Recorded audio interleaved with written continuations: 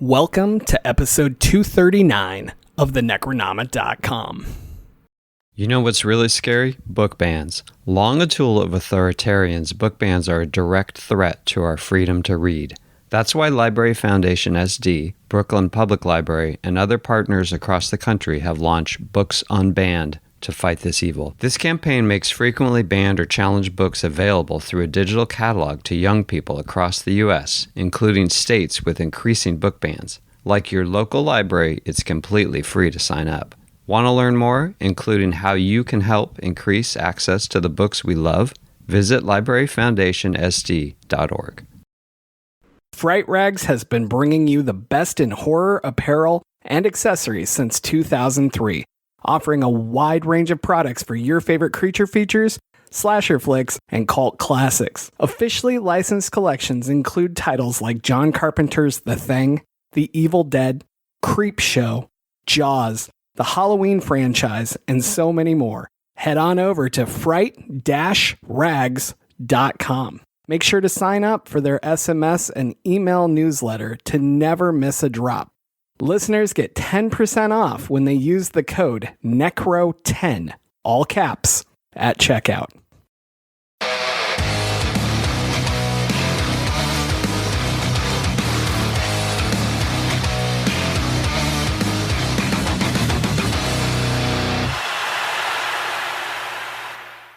I am James Sabata, horror author, screenwriter, co-host of the podcast you're listening to right now, and this is the episode that might break us all and make us cry. My co-host Don is gone. He graduated and got his doctorate and just quit the show, I think.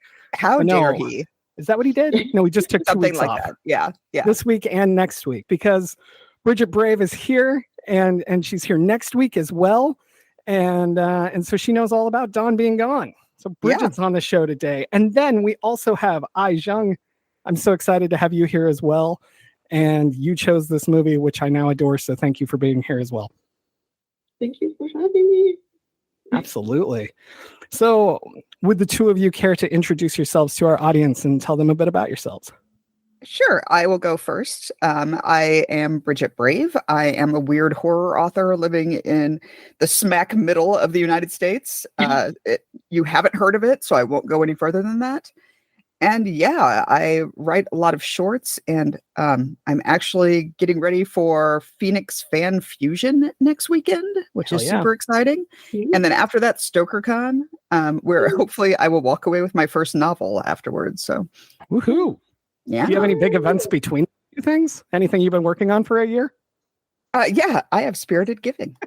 And I have created a brand new piece for Spirited Giving, which is related to a very, very old piece. So if you are going to be in the San Diego area, do not miss me reading, I'll go ahead and spoiler it, fan fiction that I wrote.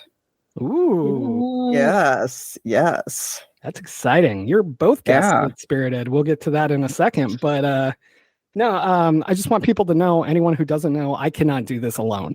And Bridget is my overall partner with this, and the person I go to when I'm breaking down going, this is never going to work. And the person I go to when I'm on top of the world and cocky about it, and everything in between. And it's been a real joy having you. Before we move on really fast, do you have 1, 2, 3, 4 books coming out next week? Yeah, I have oh, sorry. Yeah, I have a ton coming out. I can't stop being in anthologies. So yes, I'll discuss it more next week when we're closer to the drop date. But cool. Yeah, I have 4 anthologies dropping and then nothing until October. So I love that they're all coming out the same week. I think that's hilarious. So seriously. Well, awesome. All right. You want to tell everybody about yourself? Yes. So I am Jiang. I am a Chinese-Canadian writer of many things, usually science fiction, fantasy, and horror, some literary stuff. And I'm an immigrant from Fujian, but I'm currently residing in Ontario, Canada. And yeah, so I have 2 books out, one titled Linghuan, which is about ghosts, and another one titled I Am I, which is about AI and cyborgs. And then I have a novella duology coming out next year with Titan Books called A Palace Near the Wind. Cool. Yeah.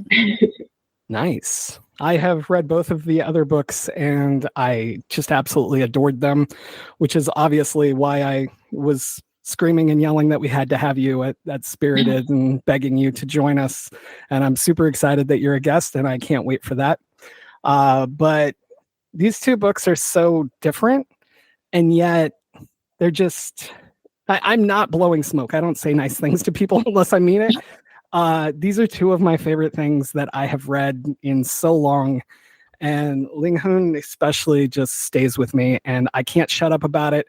I know my friends keep tweeting you that I can't shut up about it, but it's 100% true. I try to force this book on people. I should just carry around like 20 copies and be like, hey, you want to buy a book? You know, he works it into every conversation, like every conversation. Yeah. I feel like that's true. Anything that comes up with books, I'm like, but have you read this? And I don't want to overhype it, but what I mean with that is you tapped so many of my own feelings with like my father's passing or how I've held on to things or just not even like guilt or trauma, but just like you try to hold on to these moments and what you did in that story that I don't want to ruin in any way is just miraculous and literally helped me deal with some of it. So I really mean, I love this book. I feel extremely honored. Well, awesome. What else do you have going on? Jiang, anything else? More appearances or stuff like that? So I will be going to a bunch of conventions this year.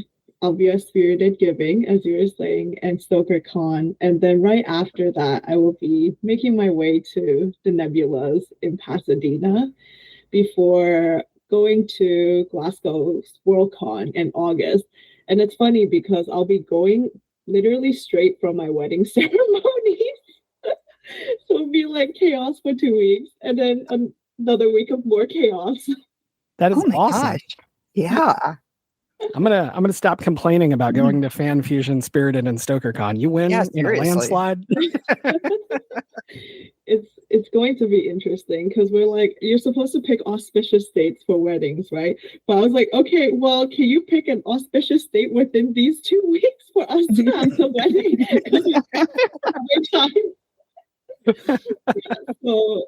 So we're gonna be like wedding in my spouse's hometown on the 25th of July, and then in my hometown on the 29th, and then flying out to Glasgow on the 6th of August.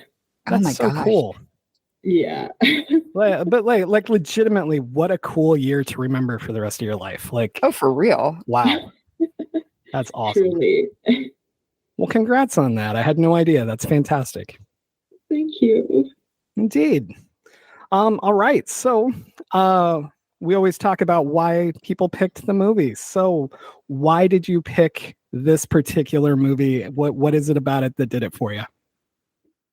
So I feel like because it is such a different movie from all the other movies I've watched, like I feel like it came out around the same time as a lot of capitalist movies, like Squid Games, The Platform, things like that. But it said something very different, from the other movies.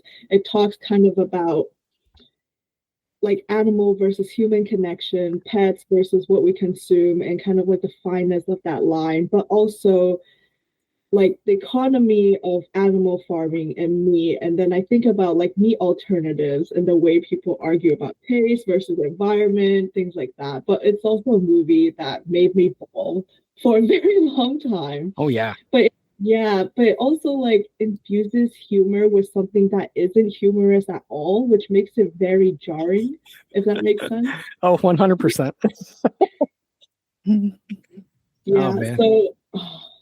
Yeah, so this film. Yeah. This is it was, and when James messaged me and said, "Hey, have you seen this movie?" And I said, "Oh, have you not seen this movie?" And he said, "No." And I was like, "Okay, well, prepare yourself." On a lot of levels. Oh man. My 9-year-old always asks me what movie we're covering, and she can handle it. So I usually kind of tell her, but I don't tell her like deep pieces or the really horrific stuff in different movies. So I was kind of explaining this movie, and she's like, well, that doesn't sound like horror. And in my head, because I couldn't do it to her, I was like, let me tell you about this baby pig, because that is the most horrific thing that messed with me forever. And I didn't do it, but I was just like, I can't explain those parts to you. They're too dark. And I'm half joking, but I'm not. Everyone I've talked to who has seen this movie, as soon as I say, but those two pigs with the baby, everyone's like, no, stop. I can't talk about that right now. I can't. And that amount of characterization, empathy, emotion placed on these animals and these CGI animals that's one of the most powerful scenes I've seen in a decade or more, is so fantastic to me. I don't know. I'm so blown away by this movie. Yeah, I saw a review call it Schindler's List beats Babe Pig in the City. And I was just like, wow, yeah, no, that's accurate. Oh my God. That's horrific and hilarious. Yeah. Good definition of this movie. Yeah. And see, I am one of those, I was raised by my mother who, if there's an animal on the cover, she was a school teacher, and all of her students would be like, oh my gosh, we can't have Mrs. Brave watch an animal movie or read an animal book. She's going to cry in class every single time. And like, when she saw the movie poster for this one, she was like, oh no. And after I watched it, I said, yes, Mom cannot ever watch this one because it will destroy her for a solid week and a half. Oh. Yeah. One of the things I wanted to ask you guys, if you kind of had the same feeling or not, in writing, there's this thing called Save the Cat.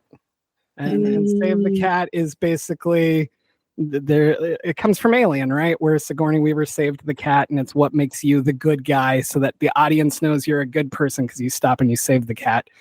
And I felt like they used this on OKJA as the character, and the little girl whose name I'm not recalling this second was the cat. And that it was used to, like, when the super pig saves the little girl, in that moment, we instantly develop this empathy and this relationship with her. And we see their relationship. And I was just wondering, did you guys get that feeling as well? Or?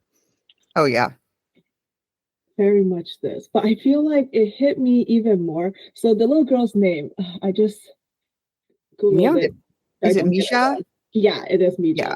There we go. The fact that like OKJA saves her in the beginning, and then she comes back and saves her after. I'm gonna cry.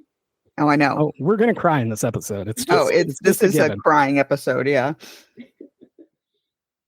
I cry over everything, so I don't have a problem with that. I could be like watching the news and I'm like, that's so sad. Or I could just be watching a rom-com and I'll cry. I don't mind telling you guys this.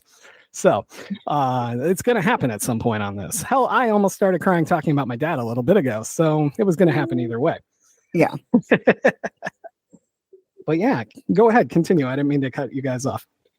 No, you're fine. No, it's this director is really one that I just love. I've seen everything, and he really fucks me up in a lot of ways. And I saw in the same review that called it Babe Pig in the City versus with Schindler's List, said get bonged in it, and I was like, yeah, okay, yeah, that's accurate. Whenever I see his movies, I'm just like, yep, this is going to destroy me for a while. Absolutely. What is it? You were mentioning the different movies that this director did. So the ones I've watched, which one did he also do? Was it Snowpiercer, Space Sweeper, and I believe Parasite, right? Yeah, right. Yep. And The Host, which is one of my favorite movies. I love The Host. Yes. And I feel like they're all like these sci-fi-esque movies that have such a human and emotional touchstone in them, that I just it is so good. Oh, absolutely. Yeah. I have learned to not even care what the movie will be about. As soon as he's the director, I'm like, I'm in. So then with this one, when I heard directed, screenplay, original story that the screenplay is based on, I was like, oh yeah, I'm going to love this. And then, yeah, it blew me away. Parasite's still my favorite that he's done. But this is so close.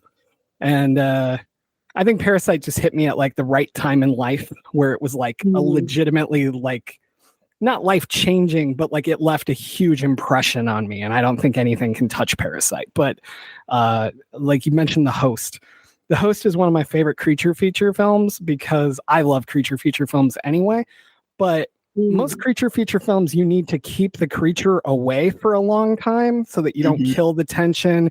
You don't like nobody loses interest. The Host immediately shows you the creature. The creature never goes away. You see it the whole time, and it's still amazing. And so I have it on a pedestal because of that as well. I never watched The Host. Oh, sorry.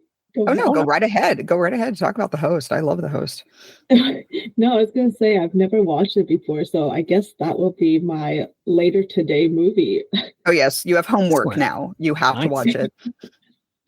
And for the rest of you, check out our episodes on Parasite and The Host because we know. All right. And I think Snowpiercer was actually my first movie of his, and I was it kind of looked like a generic sci-fi to me, so I was like, why not? I'll stream it while I'm folding clothes or whatever, and I put it on, and there's that the guns don't work moment where I like sat down my laundry and I didn't fold it. It wasn't folded by the end of the movie, and I sat up and I was just transfixed for the rest of that film. And I was like, okay, this is not a folding director because I need to pay full attention. Absolutely. But he's so good at the relationships between humans and obviously animals and such as well. But like just he captures like those moments where characters are speaking to each other with their eyes and not saying a word. And the way he shoots it is somehow so superior to everyone else I watch. And it just transfixes me. And I don't understand this stuff, so I don't know the proper terms or any of that kind of stuff. But I know it when I see it, and he does it to me almost every movie. It's interesting you say that because when I think about OKJA, I think about OKJA's eyes. Oh yeah. Like, yeah, that is something that really haunts me in that. And it reminded me of like the first time I was up close to a super intelligent like animal, which was a dolphin, and looking at its eye, it like almost unsettled me a little bit, where I was like, oh, there's something in there that you're just not expecting. And yeah. Definitely. Very much this.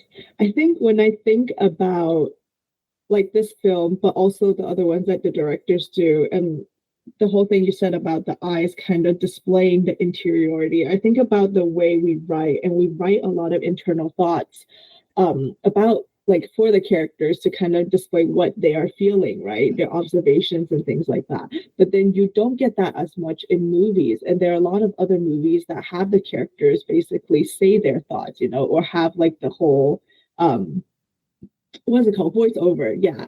But then in OKJA, you just get a lot of the eyes, but it's like you just look into the eyes and you just know what they're thinking and feeling. Yeah, absolutely.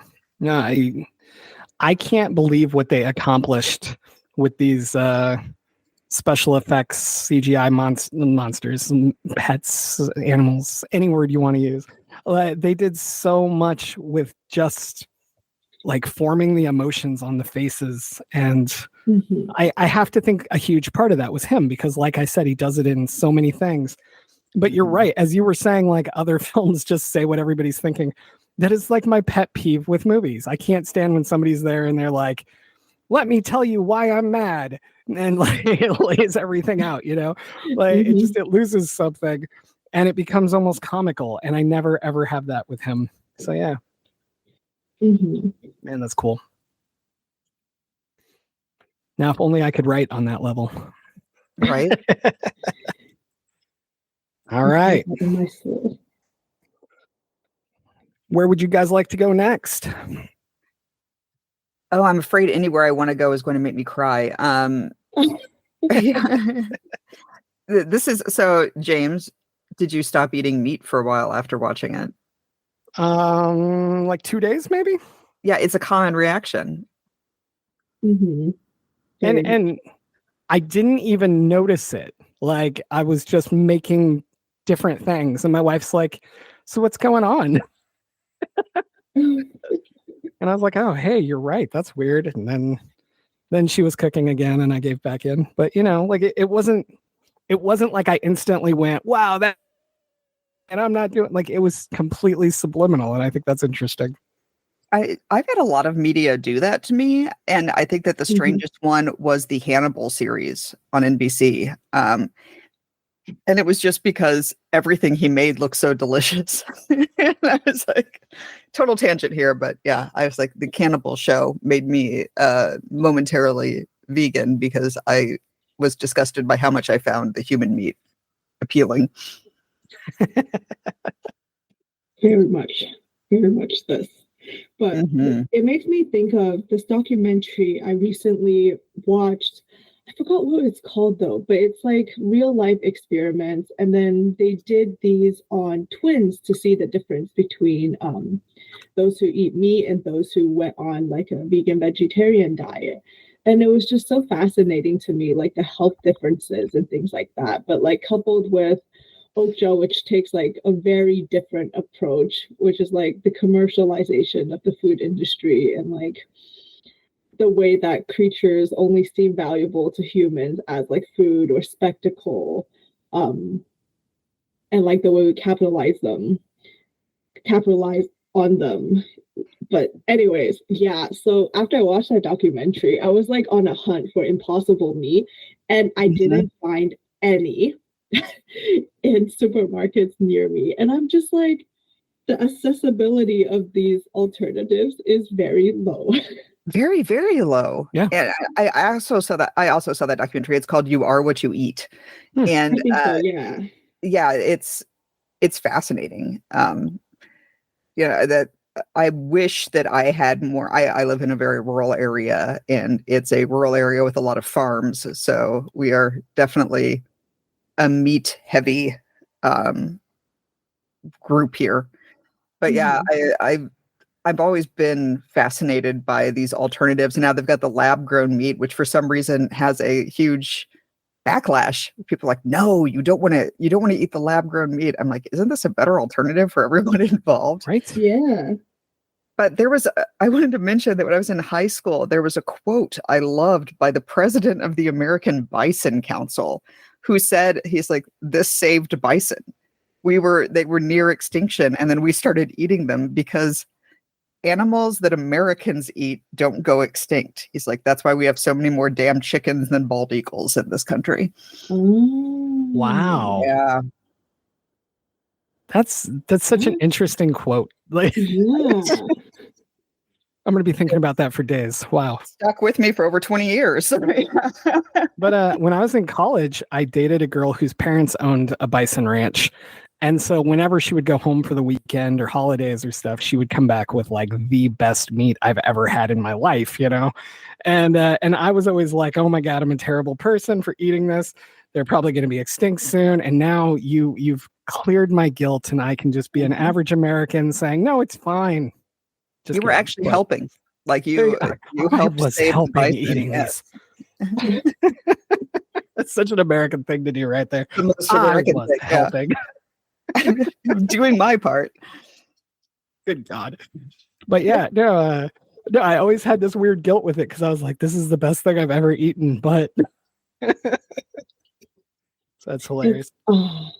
I feel like thinking about things like this is very complicated to me, because it's like, on one hand, yes, you're saving the species, but on another hand, it's like the whole production process, and you think about what happens behind the scenes with OKJA, right? And the forced breeding and things like that. And you're just like, oh, it's awful. And it's, I had that moment where I was freaking out about eating meat, and then also, when you start getting into a more vegetarian diet, it's like, where is this coming from? How's it being produced? What's the human suffering cost of what I'm eating? Mm-hmm.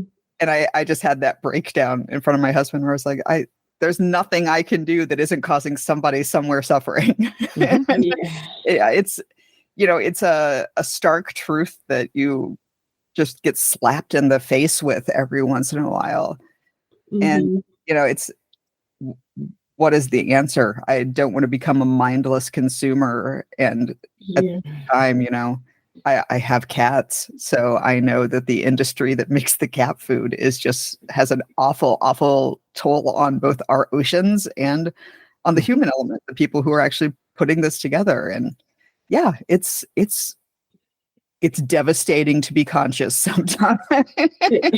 Yeah, I'm like always reminded of the superiority complex that humans have, and I'm just like, our footprint, my footprint. Everything. I always refer to us as the parasite because humans are single, like from my point of view at least, humans are like the single worst thing that's ever happened to the earth. So and when we were talking earlier about things that make us cry, I can't handle roadkill. Roadkill destroys me every single time. And we recently have started getting armadillos in our area. They have migrated far enough north that they are here. Really? And armadillos are not good at cars. Let me tell you, they are just not. And so I was very, very sad about it. And then, Sean had commented, he said, there's just so many. I said, well, I guess they're an invasive species. And he was like, Bridget, so are we. And I said, okay. Excellent point. But on that note, if you want to put one in your suitcase and bring it to me at StokerCon, that'd be cool. All right. So yeah. I couldn't resist. No, going back to what you said about like chickens and how anything we eat doesn't go extinct, but what kind of life are they having? I look at like these, the mills, whatever you want to call them, where they keep all the chickens in these little tiny spaces and the horrible lives they live. And I'm like, well, not going extinct is one thing, but what about quality of life as well? And again, like I feel like a total hypocrite. I eat so much chicken, it's utterly ridiculous. That's like the number one thing in my diet. And so I'm not in any way saying that I'm not part of this. But it's just they don't go extinct, but what are they having, Right. Like my sister has a farm. Her chickens are definitely not in a factory, but it's just fascinating to see that. The chickens are there. They're out in the open. They wander around. They are protected from foxes and everything to be eaten in the end. Yep. So it's funny because like we hear a lot about animal farming and the way that they're being injected with antibiotics, right? And then we ourselves do not have enough of it in hospitals and things like that to use for actual people. And then I also think about bioengineering and the manipulation of like different species for the benefit of humans, right? And I was just thinking about human evolution and why like humans never thought about just making ourselves stronger. And like, well, not like by injecting antibiotics, obviously, but it's just something that's very interesting to me because we keep creating new technology to take away our own skills, but then we don't really. Oh, no, go ahead. No, I was just going to say, I agree with you completely. And I actually got into trouble at a rodeo and farm festival for the same thought because I was watching my first ever tractor pull. And I said, so what is this? And they're like, oh, they really soup up the tractors so that they can do these short bursts of energy that like release a whole lot, like a cloud of smoke into the air. And then the tractor dies. And I was like, why aren't they doing that to like plow their fields more efficiently? And everyone looked at me like I had just like, like shown up naked or something. Like, what are you talking about? I was like, okay, I'm sorry. I won't have any more thoughts about tractor pulls, I guess, at this fine establishment. How dare you try to be efficient? We are here to have fun and watch things blow up. Well, and think about how much we're fucking ourselves over and over again with this. I mean, that tractor pull is clearly polluting stuff in the area, and also just a stupid waste of like resources. And then when we're giving all these animals all the antibiotics and hormones and everything, we're fucking up our own systems. Like we see earlier and earlier puberty in children because of their exposure to hormones. And we're seeing antibiotic resistance, like I have an antibiotic now I can no longer take because I'm so resistant to it. And that in the long run is dangerous. Mm-hmm. Mm-hmm.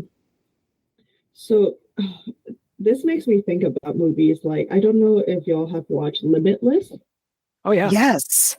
Yeah. Right? It's like one of the older movies. So you like take the pill and it allows you to access the parts of your brain that apparently is like untapped into, or like we can't access with our current intelligence or whatever it is, right? I'm like, why don't we have things like that instead? Right? Of... Yeah. Why aren't we giving me like, something to make me, like, okay, I guess I do take something to make me think better, but that's just because I have ADHD. But why aren't we doing anything to like improve our brain power or our resistance to disease instead of, why aren't we doing more preventative enhancement of the human body? I mean, I think the answer to that is in this movie, right? Capitalism. Mm-hmm. And it's capitalism.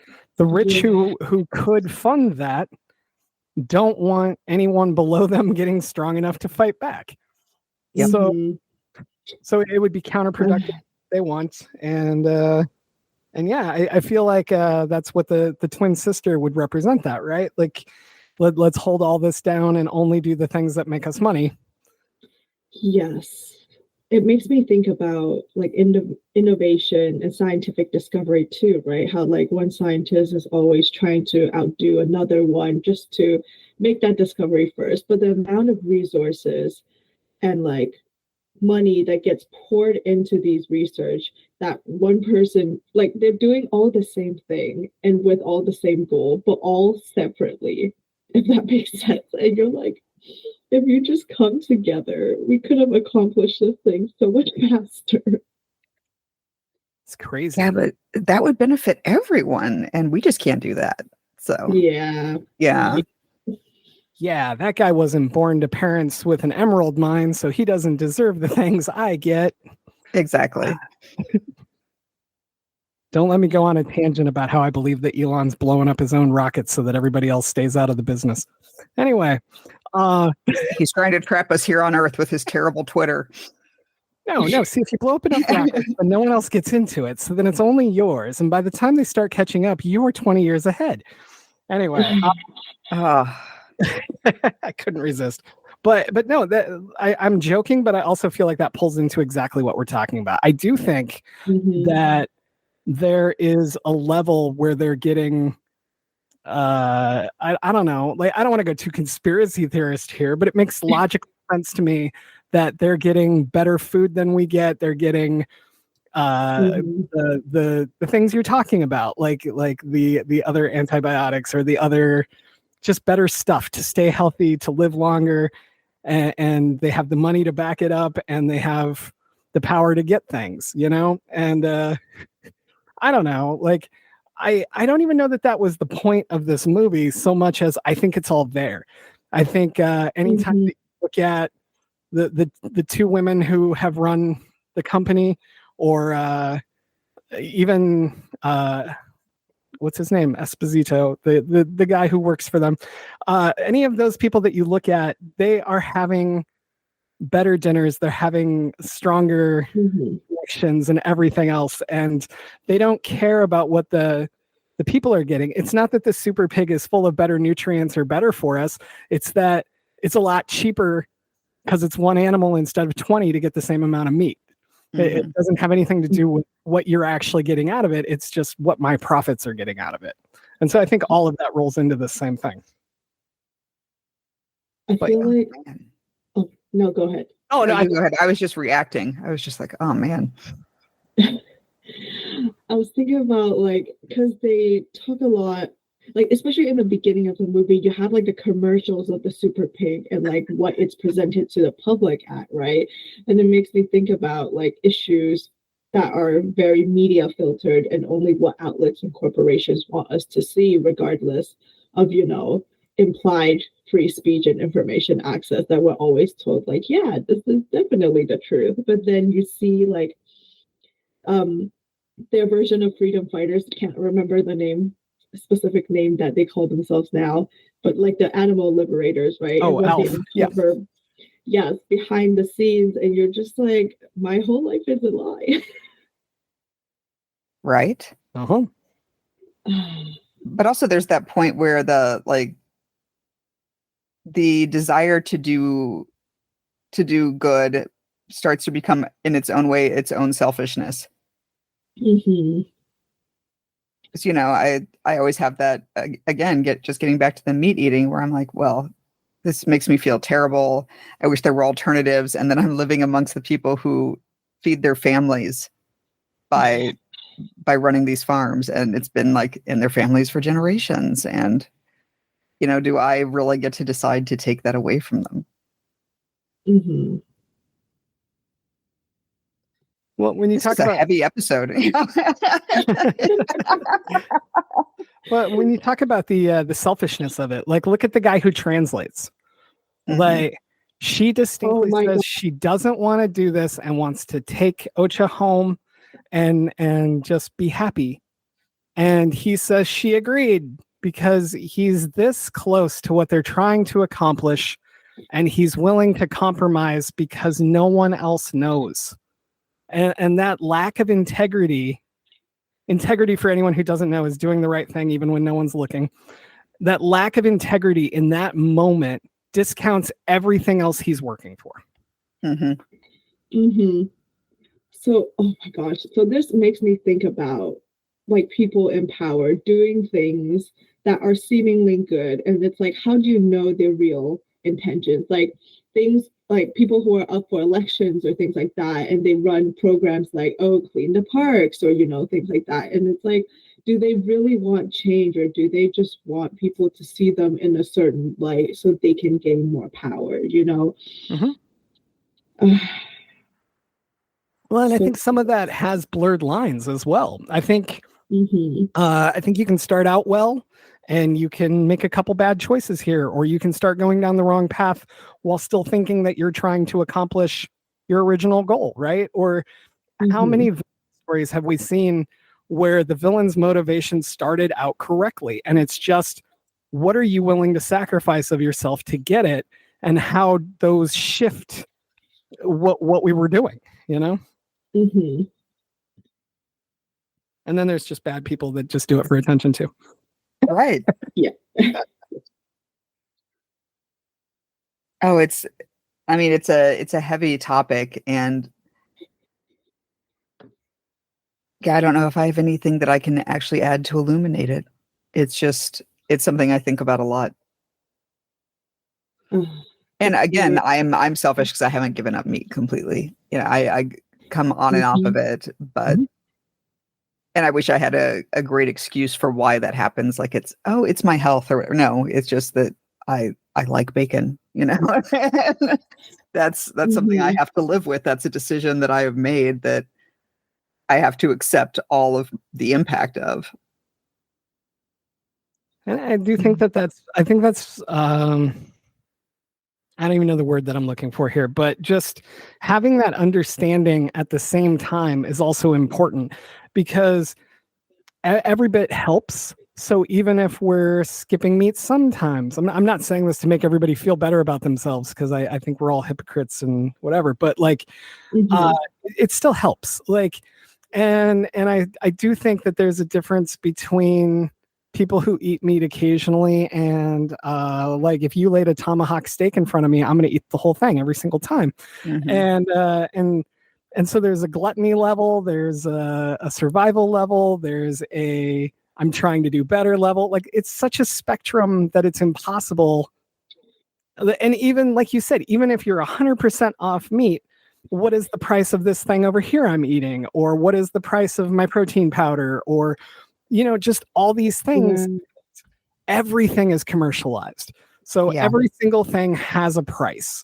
And we can't escape it completely. And that doesn't make it okay. It means our world is really fucked up. But I feel like being aware and trying to make little changes where you can helps as well. Mm-hmm. And this actually also makes me think about like diet in different cultures and the way that meat is so ingrained in some cultures that it's hard to escape. So I had a friend, she was vegetarian for about 2 years, but she also hadn't gone back to her family in Vietnam for like 10 years. But as soon as she went back, she realized there was literally nothing she could eat that was not touched by meat when she went back. And when she came back, she was no longer vegetarian. And it just makes me think about like the people you're surrounded by and the food that they grew up making and are used to making.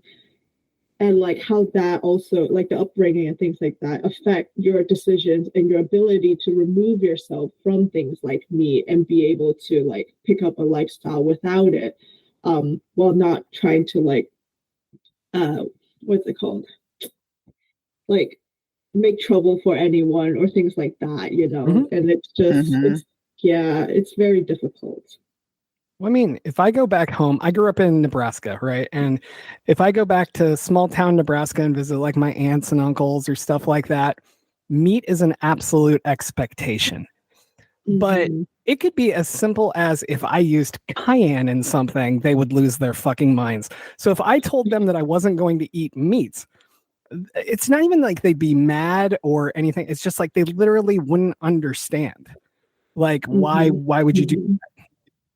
That's the best part or whatever, you know, like, and it's so ingrained in the culture, like you were saying, you know, food in itself is just a way that humans interact with each other and connect with each other and celebrate together and all these things. And so I think it just becomes like, but this is what we do as a group. How could you not want this piece?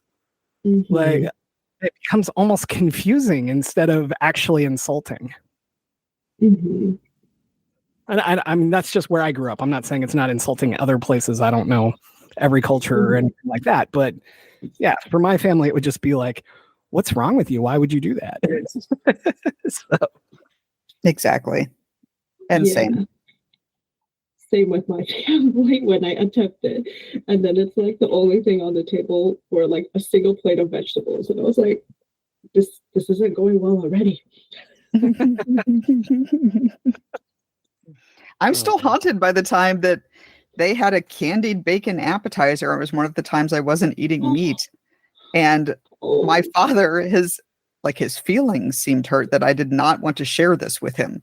Like he was counting on being able to have this appetizer at this restaurant that he loved, and he didn't have to worry about it because Bridget would eat it with him. And then I didn't eat it with him. And yeah, but I mean, like, that's the kind of thing that's that's part of what we were raised with. And it's just, you know, and I have 2 brother-in-laws that hunt and prepare their own meat and to varying levels of deliciousness. Yeah. So one of them makes it well done. Got it. Oh, no. Yeah. No, I used to hunt when I was young, and now I can't imagine that. Like, it's just like I haven't had alcohol in 12 and a half years. I can't imagine that there was a time where I drank constantly. You know, I feel the same way about hunting. Like, how is this me? Because now all I see is this creature that's living a happy life. And you know, I'm not judging other hunters. I'm saying I can't do it. But it's just weird how that again was part of my culture. It was small town Nebraska. It was the Midwest. That's what you do. It's a bonding ritual. It's family. It's, you know. Well, and that, so I moved from a small town where there was not a hunting culture to a small town where there was a very strong hunting culture. And this just goes into the longer explanation of why Bridget is the way she is. But like, this is why I write horror. I remember walking to school once we had moved and the garage doors were open and there was just blood running into the gutters because everyone was draining their deer in their garage. And it was horrific. And I came home that day and Mom's like, you know, you just said to me, where the hell did you move me?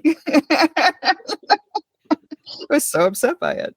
But, you know, like that was, I mean, this was the 90s, so pre-Columbine, but there were gun racks in trucks in my high school parking lot, and sometimes they had guns in them because that was just part of it, you know? Oh, It's killing me. Oh, go ahead. No. I was just going to say, not hunting specifically, but it also kind of reminds me of my childhood back in China, because on my dad's side, my grandma's side, they are all rural farmers. And they would do things like my cousins, they were much older than me back then, maybe like a decade or so. They would go into the field and hunt rabbits by hand. Ooh. And yeah, and they would That's so visceral. Be warned, viewers or listeners, of what I'm going to say next. But they would hunt rabbit by hand and bring it back home. And they would like show me the rabbit and be like, this is our dinner. And I'm like 4, and I'm just like, what do you mean this is our dinner?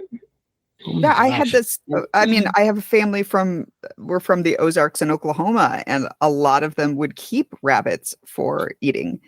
And I remember being a little kid and asking my Uncle Wib, what are the dogs' names? And he's like, those are hunting dogs. They don't have names.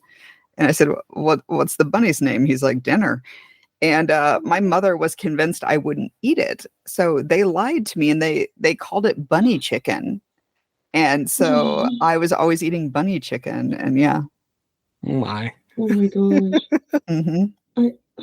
From what I remember, they would like take the rabbit. They would, because we have like a in kitchen well situation that you would fill with water, but they drained it out to put the bunny in until they would make the bunny for dinner. And I remember for like that entire month, I would just not eat any of the meat they cooked, because I didn't know when they cooked the bunny and which one was the bunny.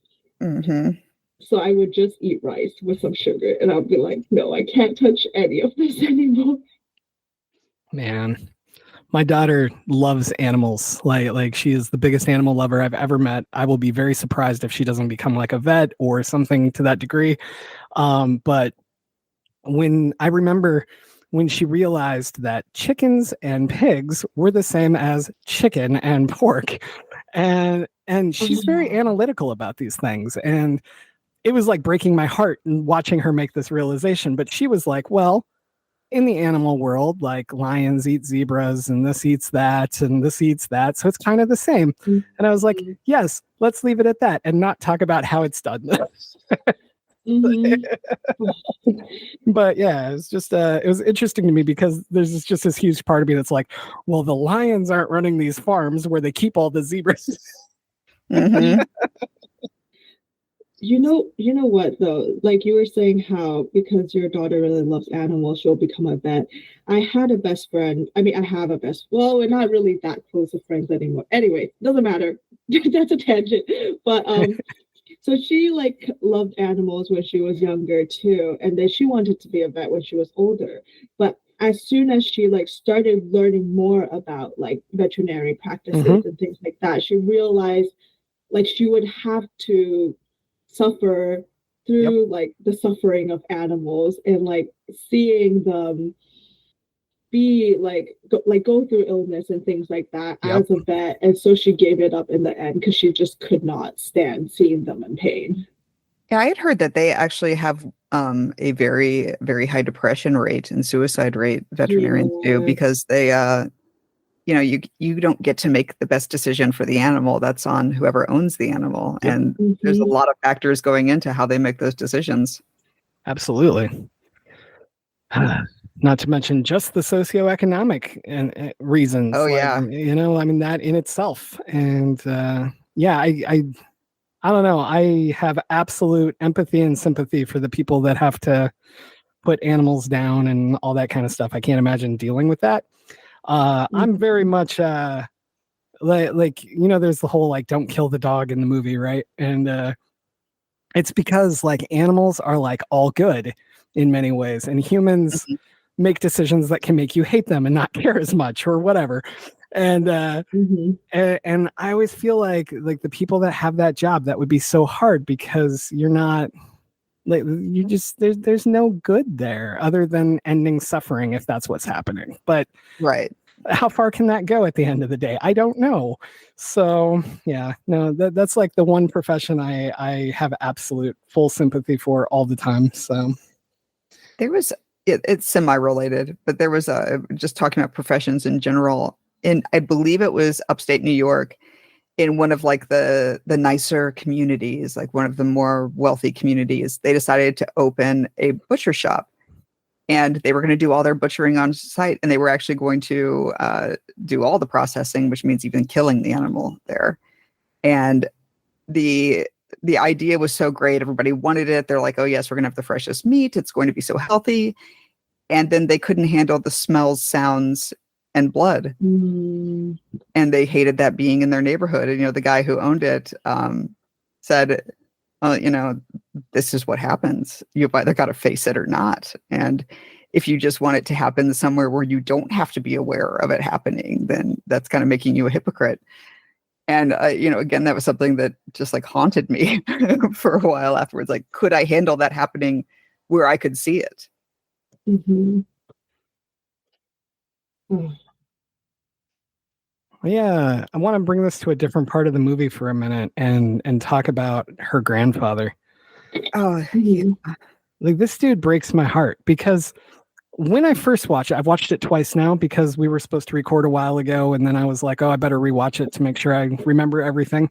But rewatching it, especially, the first time I watched it, I was like, man, this guy's kind of a jerk. Like, he doesn't tell her that her best friend's leaving. Like, he doesn't do this. He doesn't do this.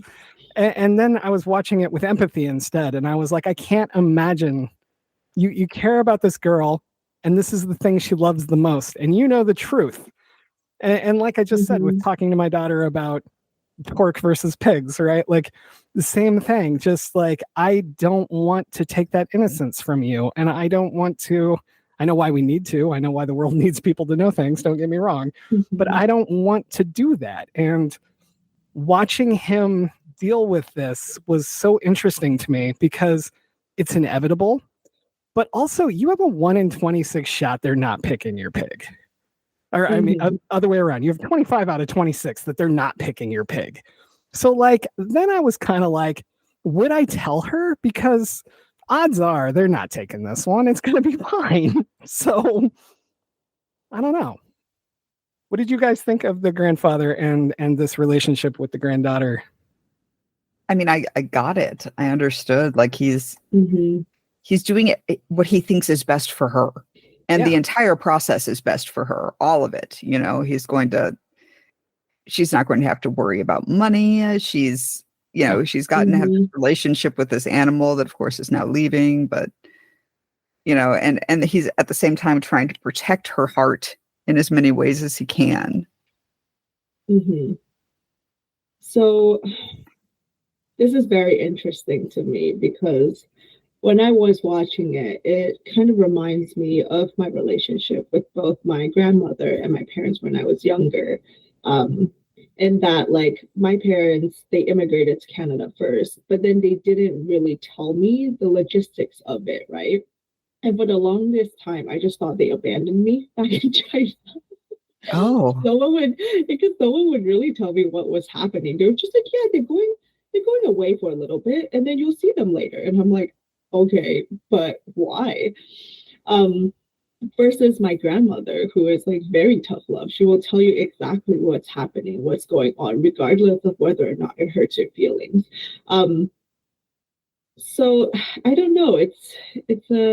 So when I saw like the grandfather's action, I feel like it was very empathetic, but then also in the long run, it's like really hurting Mija when she discovers the truth, even if it is like a 1 in 25 chance, if that makes sense.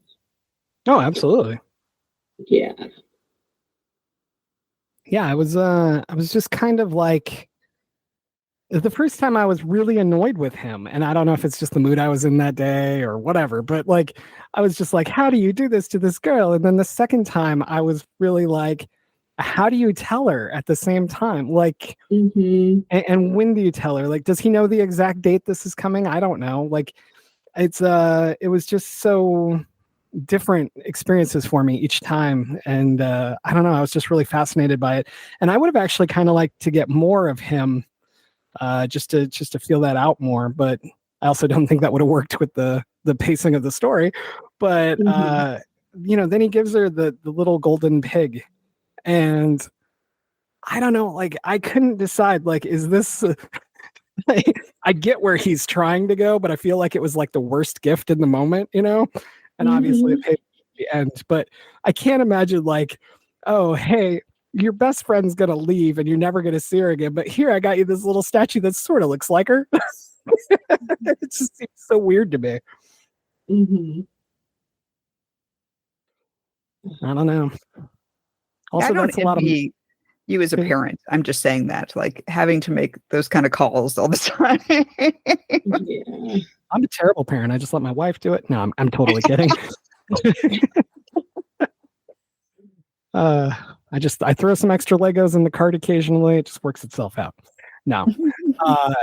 But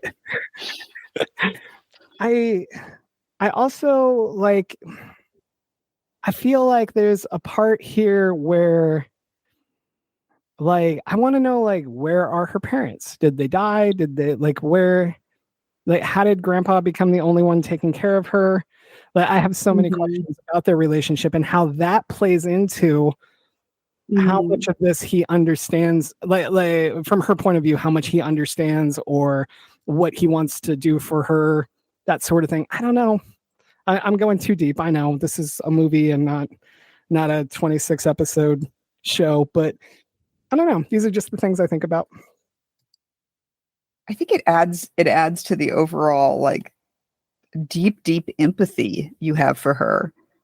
You know, she's young, she is alone, and her caretaker is a much older male who, you know, is not going to live forever. And so there's also has to be that anxiety of, you know, what's going to happen to Mija? You know, is she going to be okay? And as much as OKJA saves her, you know, it's taking OKJA away. Is that going to also put her in a new type of peril?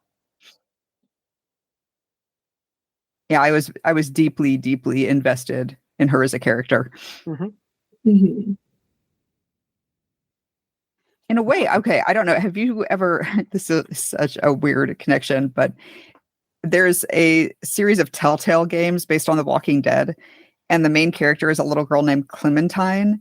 And I will tell you that I have never had like a maternal bone in my body, but playing that video game, like if anything had happened to Clementine, I think I probably would have like driven myself to the Telltale Studios to start a fist fight or something because I was so invested in her care. And it's a similar feeling I had for Mija. Like I wanted her to be okay, whatever that meant. I like that.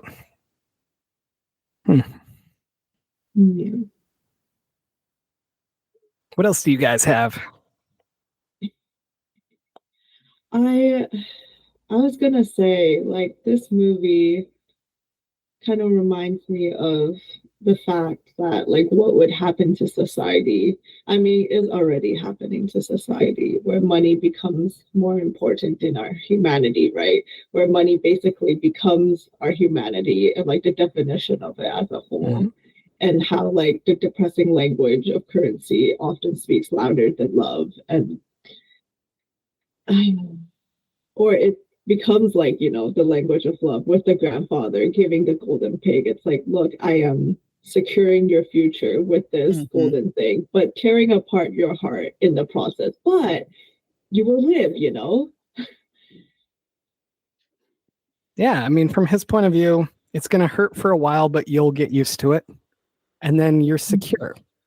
And isn't that's what we want for kids. That's what we want for future generations. We want them to be secure.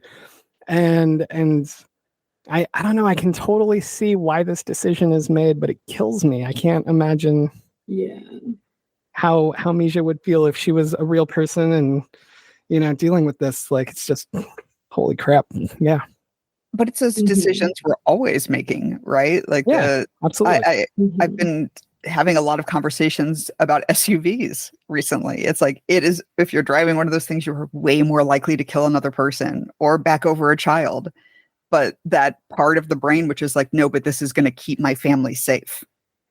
And even at the expense of everyone else around them, you know, that drive is very, very real, which is probably why we've been so successful as a species. That's how parasites work. I was just going to say that. It's funny because I wrote a story last year about humanity going extinct and then like the restoration of humanity. And somehow at the end of that story, like the robot that was trying to restore humanity labeled the species closest to humanity as an invasive species. I was like, oh, I wonder why. Smart. See, that's how you keep the next one down. You come out and you say, I'm a good billionaire and that's a bad billionaire over there. And he's my competition, but don't pay attention to that part. Right. Which also, when we're talking about capitalism and money as a form of love, and then when you look at these families that have that much money and how little raising of their children they're actually doing. Oh, yeah. Yeah. Where it becomes a point where it's actually a barrier. Very much so. Man. We talked a little about the Animal Liberation Front, I think they call themselves. All I See is Alf, which was one of my favorite shows when I was a kid. Same. And alien life form. But the scene where they put the video on the public TVs hits so hard, right? And I totally see that happening in real life. Like, that is how we change minds today. We have to go viral, for lack of a better word. But what got me was that he still cares enough. Is it Jay? I think it's Jay. Cares enough that he tells her, do not look back at the screens. And he even like holds her and won't let her look that way.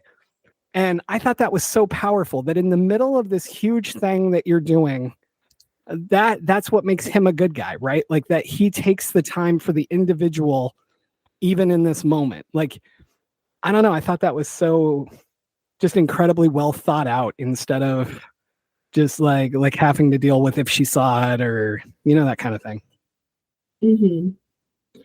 I think what strikes me most about this is the fact that he did that. And like, I just think about the way these things go viral these days. And almost like in the way that they're presented desensitizes a lot of the public from the true horrors of like a reality, But here we are heightening the fact that we should be horrified at these images and these facts and these horrors that are happening behind the scenes that a lot of us are privileged not to see, right? Yeah. Oh, yeah. Well, and there's the hypocrisy of he's saving her from it, but he's making everyone else watch it without consent to begin with. Right. And I feel like that happens a lot. Like, I see these, the thing I hate on social media more than absolutely anything, even all the Nazi-esque shit, for lack of a better term. The thing I hate the absolute most is like abused animal pictures. Yeah. Because if I wanted to look that up, that's one thing. If I want to follow up on this and see where to donate or that kind of stuff. But when I'm just and I don't know, that's another one of those blurred lines and hypocritical kind of things to me, that he forced everyone else to see it. But that's also the only way to get his message across. Right. And I know he's doing it for what he thinks are the right reasons, but this goes back to that whole discussion we've been having this whole time of where are those lines and what isn't okay. And I don't know, like, this is all so deep. I'm running myself in circles, I think. Well, no, I get it completely, because I am, I was removed. I used to be a prosecutor, and I was removed from animal cases. They were like, Bridget does not get any more animal cases, because I was so vicious and hard-headed in them. I was like, oh, absolutely not. Because one, I very strongly believe that if you will do that to an animal, you will do it to a woman or a child. It's something that, we see that pattern over and over again. Absolutely. And two, it's like, what is so wrong with you that you think that this is okay? So I would often not make offers on it, but I did have one case where the defense attorney come to me, they're like, are you really going to take this to trial? Are you really going to push a trial on this? And I was like, yes, and I'm going to win because I'm just going to stand in front of that jury and show them the pictures and play that Sarah McLachlan song and then not say anything else. And that's going to be it. And, I hate that you made me laugh at that. I know, but like, that's true, because that kind of, I knew what reaction that would get. I knew what just seeing the picture would do to a group of people. And it doesn't matter who you are. There are certain things that are just going to shock your system so much that, you're going to say, no, this should not be tolerated. And I do wonder often if, if slaughterhouse videos were just playing in places where people couldn't avoid them, if that would change attitude toward the way we produce our food. I feel like it would until it becomes so commonplace that people create a part in their brain to ignore it, if that makes sense. Yeah. Mm-hmm. Yeah. No, I agree. Yeah, I think it's like everything online right now, right? Like it would just instantly divide people, and all of a sudden there'd be people like, oh, you think that's bad? Look at this. This one's worse. What are you going to do about that? Like that's somehow helpful. But that's what normalizes everything and makes us just go, yeah, I've seen that 100,000 times. It doesn't have that impact anymore. And just remember, none of us are allowed to be impacted by it because we all use iPhones. That's always my favorite. Whenever they're like, oh, yeah, well, do you still use an iPhone? I'm like, yes. Okay. I mean, no, technically I have an Android now, but the point stands. I get it. What are you posting this on? Yeah. Every time. It's always the final argument. I do always think it's funny because I'm like, oh, you're out of things to say? That's cool. Mm-hmm. Well, but I think about the first time I tried to go vegetarian when I was in college. I had met vegetarians at my college, and I was very interested in exploring that. And when I came home, I had the family member who was like, well, do you still wear shoes? And I'm like, yes, I still wear shoes. I understand that avoiding animal, because when you start to really get into it, especially with veganism, like how much animal product is in everything. Our shampoo, our conditioner, everything, and yeah, it gets really like not only difficult to maintain as a lifestyle, but also just depressing. It's like you never feel more futility as a human being than when you are trying to make a change like that. Yeah. Another thing that I found kind of pulling into this viral thing, right? It's that scene where OKJA's running through like the mall and just destroying stuff, and how that goes viral. And it's such an interesting thing because while you're showing this animal trying to escape, and I love how you could use this video in multiple ways as propaganda is what I'm trying to say.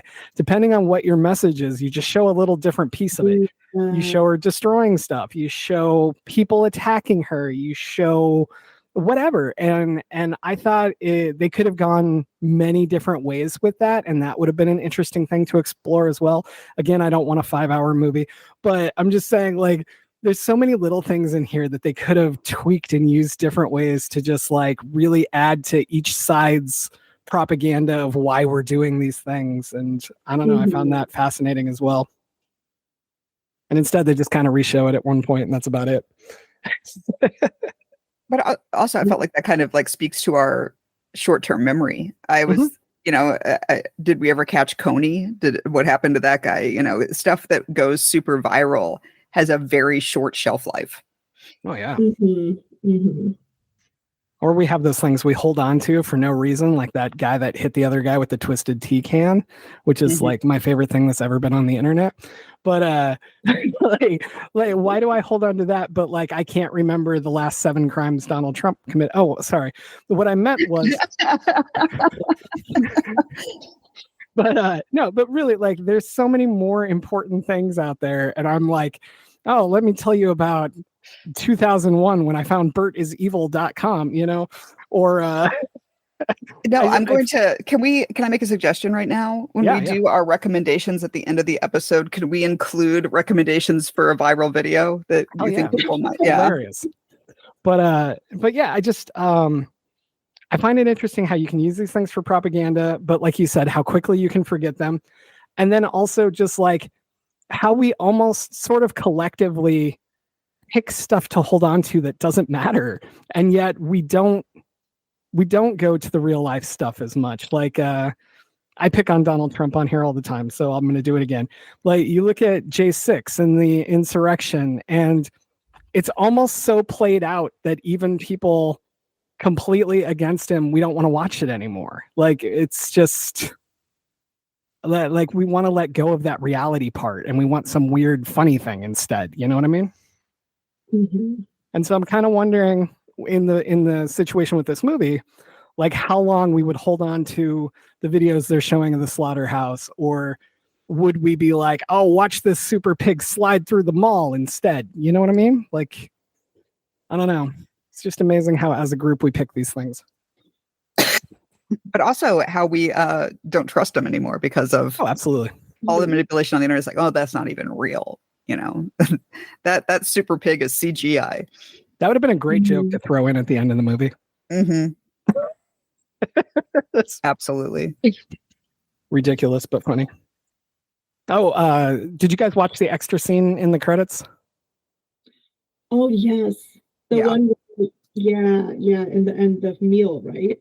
Yeah, on the bus, and they're like heading to Elf is heading to the next place they're going to protest. Mm-hmm. I don't know. It's just funny to me. I wasn't expecting an extra scene, so when it kicked in, I was like, "Oh, that's cool." But yeah. Do you? I feel like I'm avoiding the baby scene. Mm. Well, let's talk the baby scene, but let's back up and go to the whole slaughterhouse, because I think that so much of this is important. So, but like it was still that sad moment for me of you rescued this one, but look at everybody else who's stuck there, right? Like they save OKJA, and from Misha's point of view, there's nothing else she can do. She bought OKJA. There's nothing she can do. She can't save all the other super pigs. Mm-hmm. Oh yeah, I mean that's kind of part of human nature. It's like you don't want to put yourself at additional risk. You're gonna save what's important to you, and then not, basically disregard everything else because that might make it more dangerous for you and the person you're saving. Well, they could have instantly been like, "Fine, we're not dealing with this," and take OKJA away, right? Because you didn't leave when you were supposed to. But yeah, so that brings us to Bridget's favorite scene. I'm kidding. This brings us to the scene that will make all three of us cry. Everyone ready? Yeah, I'm prepared. After they save OKJA and they're walking out, they go past these two super pigs who are by the electric fence, and they have a little tiny baby, and they push the little baby under the fence in a please take our child with you and save her moment. I assume she's a girl. I don't know why. Save our child. And man, that scene ripped me up like nothing I have seen. I don't know how they put that much emotion into this scene. But like I said earlier, everyone I know who's seen this movie, nobody can get over this scene, and I cannot do it justice describing it. It's the scene that kills you. It's that simple. But that is so powerful because that is what makes us care about all of the others. We're not just happy that OKJA was saved. We do get that eternal guilt of there's nothing we can do for the others. And I will shut up now. I just wanted to handle that for everybody because now I'm ready to cry. So there you go. Well, and I wondered if later that moment will come back to haunt Mija because she lost her parents. Yep. And now, she has this baby super pig who also is going to grow up without her parents. I feel like what's like the most great about this scene is that like leading up to this point, we have connected like a humanity to OKJA because we see the way she has interacted with Mija, right? But we don't connect this with all the other super pigs and think of them more so as animals compared to OKJA. But in that moment, it kind of shows us how all the super pigs are basically like OKJA, Yeah, definitely. I mean, Maybe again, it's the small Nebraska town mentality, but like when I looked at the super pigs all together, I think cattle, right? Like it looks exactly like a normal cattle area to me. And I don't mean at a slaughterhouse. I mean just like out at farms and dairies and different stuff like that. But I don't know what slaughterhouses look like. I've never been to one. But yeah, it immediately makes them all feel more intelligent, more empathetic, sympathetic, depressed, terrified. You know, like they just instantly get more humanized, as much as I hate that term, but that's all we have. And it was crazy to me how just that little tiny bit made me care about every single super pig there all of a sudden. And holy shit, that's masterful writing that I will never touch and wish I could. Yeah, I think about, and I feel bad because my mom told me, she's like, I really wish you hadn't told me that, because now it's all she can think about, that cows play. If you put a ball in the pen with them, they will throw it around. They like music. They enjoy being talked to, and actually they are smarter and more kind than horses. And I was raised around horses. I love horses, but it's true. Horses are dumb enough to let us ride them. Cows are really not. You know? But at the same time, when I knew people who worked on ranches, I didn't realize that cows would not exist if we were not eating them, because they were specifically, there's not like wild cows out there, you know, they were bred to be what they are now. And like the impact of that. So if we all just stopped eating beef, what happens to all the cows? There's no incentive for them to be cared for. Yeah. I thought cows were just there to give us bulls, and bulls were just there to ride so that we could get big old belt buckles. Is that what they're for? I mean, that also is part of it. Talking about wasted resources. I mean, look at that. Yeah. I couldn't resist. This makes me think about like the world of humans and how like the world itself has taken on human identities in the way that the names we give places mirror humans rather than nature, and also the things we give animals, and how nature can no longer be like just as it is, but only identified through the footprints that humans leave behind, and only those that like we take and make a part of our human identity are important for us to keep. And it's very sad. It's like, what would the name of a tree be if it was not in English, or like whatever language we gave it a name in, you know? That's fascinating. I mean, even the way that we group good animals and bad animals, like I have a pet tarantula, and people just freak out on me about that. Why would you have that in your house? And I'm like, I live in Arizona. I have scorpions in my house I didn't invite in. Like, yeah.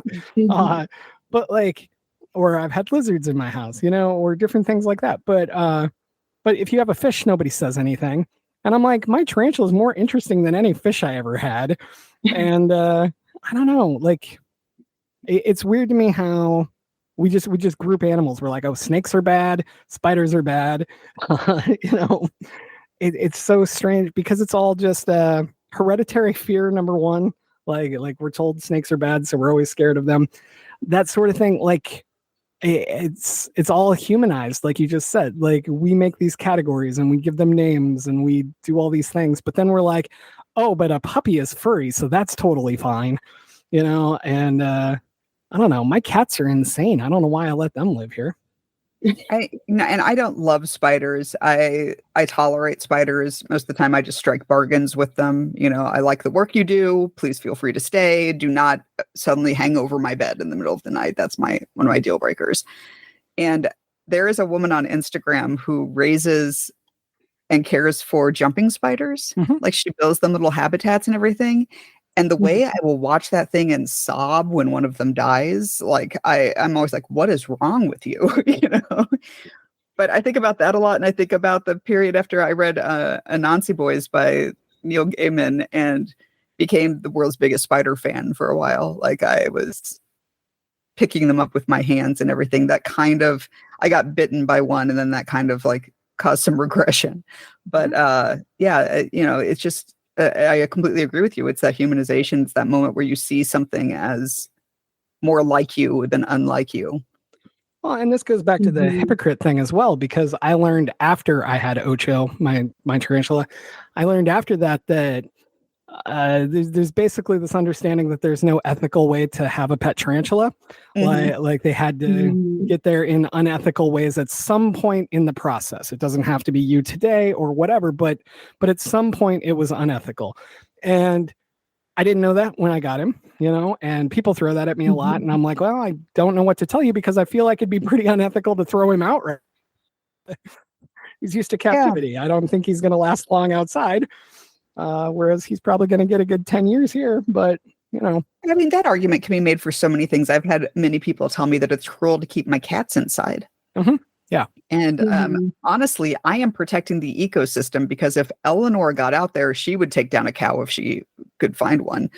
She is a master predator, and I feel like I'm doing society at large a favor by keeping her inside my house.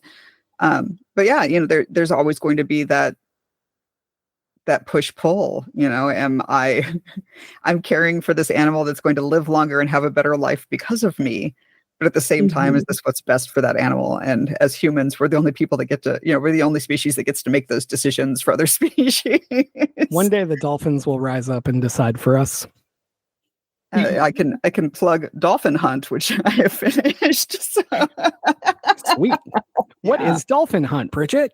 A Dolphin Hunt is a post-apocalyptic novel I've been working on about a woman living in the slums of South Beach after climate change, and hunting down the dolphin that killed her husband. Oh, yeah, I love it. That's fantastic. I'm excited. I think the only thing that I haven't touched that I wanted to sort of talk about, I love the weirdness of, you were talking about the commercial at the beginning, Bridget. I love the weirdness of, we all know my grandfather was a terrible man. Like, that is so strange and out of place, and yet it feels so relevant today. Like that would totally happen. And then oh, I'm nothing like my sister. Sure, we're twins.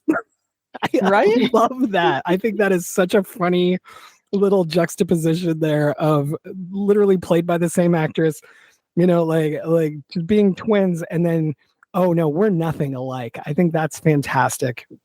And just this whole weird dynamic of their family, and then how it's sort of proven true. I'm not saying, I don't remember their names, I'm sorry, but the one that we have most of the movie, when she loses control and the other twin takes over again, I don't necessarily feel that one is more or less evil. I think one is more honest about her intentions. Yes. And maybe the other meant it at some point, still not working out as she claims it is. So I love that she seems to believe that she's better than the rest of the family. And I just thought that whole dynamic was just fascinating and fun. Oh, absolutely. And, that's a very sibling thing as well. One has to be good and one has to be evil. If there's two of you, it always feels like that is the, I was the sweet child and my sister was the wild child. So, even though we were raised by the same people under the same set of conditions, we want to believe we're so unique. It's like that time on The Simpsons when we found out Bart was the evil twin. I mean, it all makes sense now. And but then there's also the interesting comparison that she's talking about her grandfather, who was a terrible man. And we have Misha's grandfather, who seems to want to be a really good man, and he's making the tough choices, right? And that comparison between Misha and the main corporation lady, Miss Elon, if you will, I don't know her name, and I thought their dress was interesting. I don't know if you guys noticed this or not. Okay, so you did notice, me in black early on, and our other ladies in white, and it's usually the other way around to symbolize good and evil and all that stuff. But as they keep going, Misha starts adding color to her outfit, and they're just I don't know. It was fascinating to me how she was like blending into society, if you will, and moving closer to where she's going versus being on her own with OKJA and her grandfather at the beginning. And I don't know if I'm explaining this correctly, but it was interesting to me. No, you are. And I think that a very important part of, as I love it being put, getting bonged, is that he is going to break your heart and also make you laugh over and over again. Like, there are going to be just such great comedic moments, but also his usage of Tilda Swinton. He does things with Tilda Swinton that I wish other directors would do, because every time she appears in one of his movies, I'm just like, oh, good, this is going to get weird. Mm-hmm. But yeah, I don't know.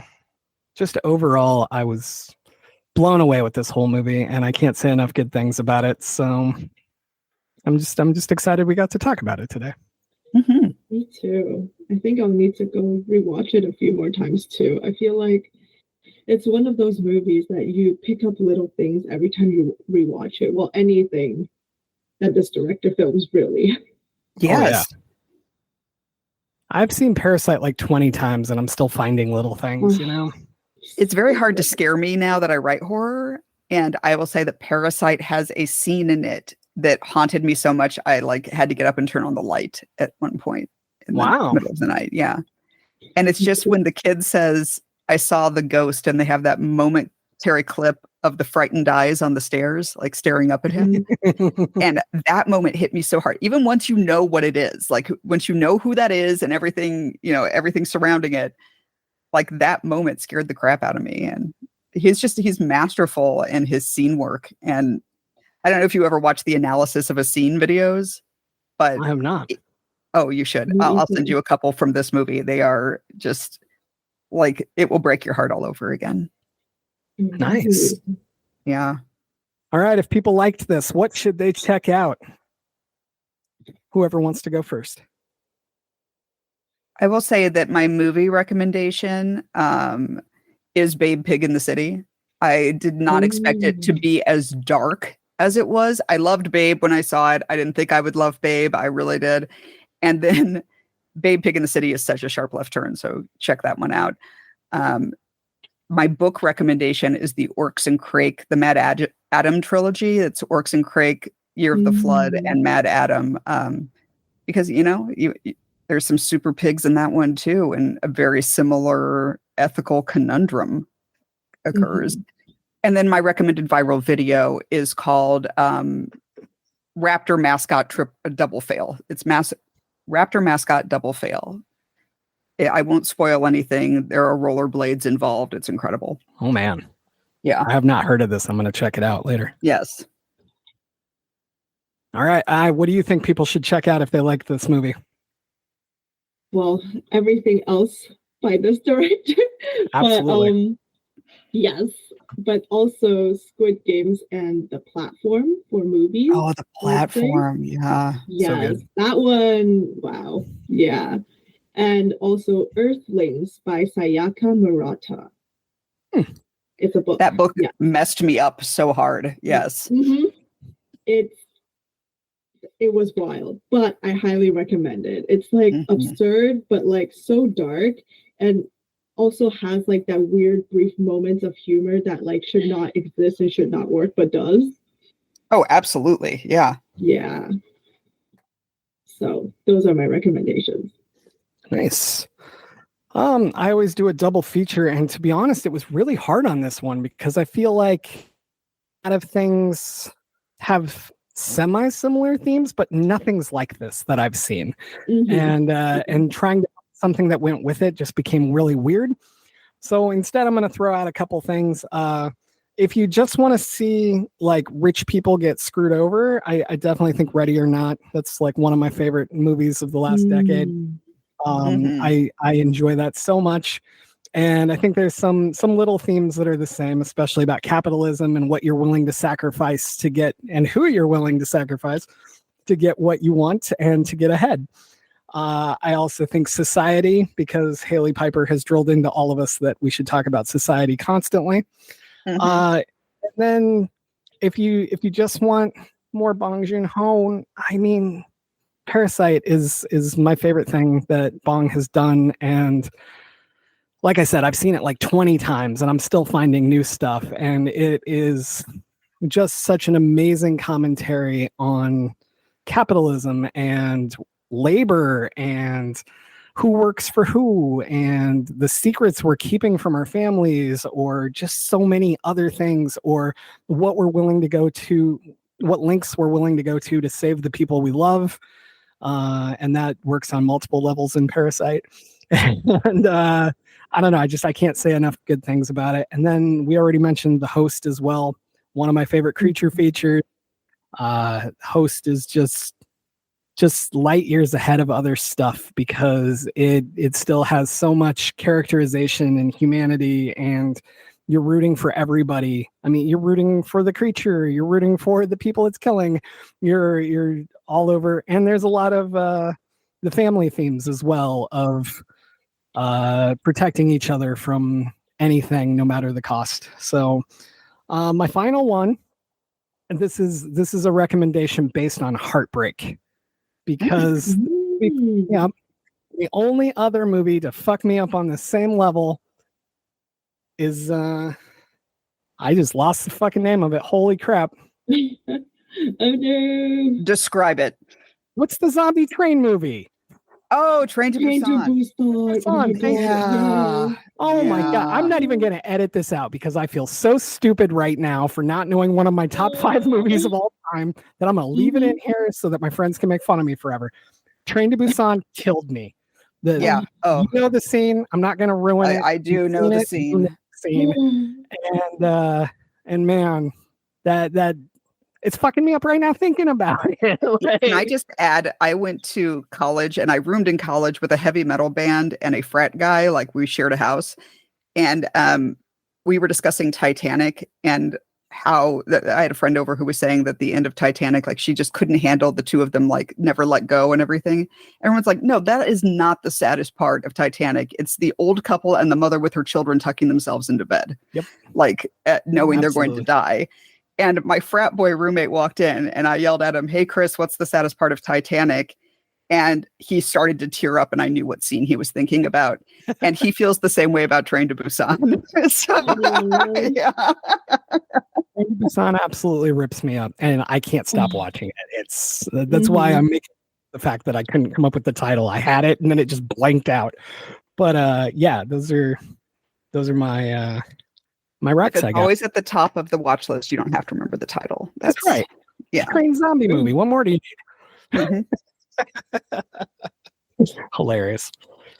All right. So I guess that brings us to, where can people find you online, buy your books, see you in person at events, and all that good stuff. So whoever wants to go first, go for it.